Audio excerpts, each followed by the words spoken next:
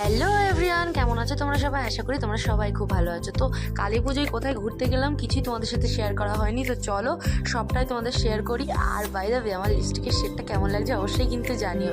তো চলো পুরোটাই তোমাদেরকে শেয়ার করবো, তো ভিডিওটা দেখতে থাকো।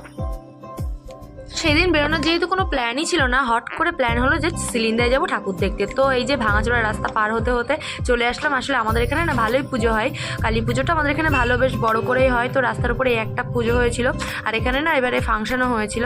তারপরে অর্ধেক রাস্তা যেতে যেতে আমার টিপ উঠে গেছে। এবার ও তো টিপ কিনেই দেবে, কারণ টিপ না পরে বিষয়টা কেমন লাগে, কারণ আমার নিজেরই খুব অকার লাগছিলো। তারপরে ও বললো ঠিক আছে চ টিপ কিনবি। তারপর টিপটা কিনে আমরা মাঠের রাস্তার মধ্যে দিয়ে সব ভাইরা মিলে চলে গেলাম। আর এই যে এত জঘন্য রাস্তা ভেতরের রাস্তায়, আর পুরো মানে আমাদের বাড়ি গাড়াপোতার থেকে পুরো সিলিন্দা পর্যন্ত ভেতরের রাস্তা দিয়ে যখন যাচ্ছি, এই একটাই পুজো হয়েছিল যেখানে লাইটিংটা তোমরা দেখলে। তো তারপরে এই যে হাইওয়েতে চলে আসলাম। আর আমার না সত্যি কথা বলতে কি হাইওয়েতে মানে যেতে খুব ভালো লাগে, খুব বিশেষ করে এই অন্ধকারে দুজনে মিলে। অ্যাকচুয়ালি আমাদের মধ্যে এখন গল্প খুব কমই হয়, কেন জানি না। তোমাদেরও কি যত দিন বাড়ছে ভালোবাসা কি কমে যাচ্ছে জানি না, কিন্তু আমাদের গল্পটা এখন বেশি কম হয়, কিন্তু আড্ডায় আড্ডাটা প্রচুর হয়। তারপরে এখানে ভাইয়েরা আড্ডা মারছিল, পেছনে এরা দুজন, আর আমাদের ওই যে অপোজিটে ওরা দুজন ছিল, যে বলছে যে আমাদের গার্ড করে করে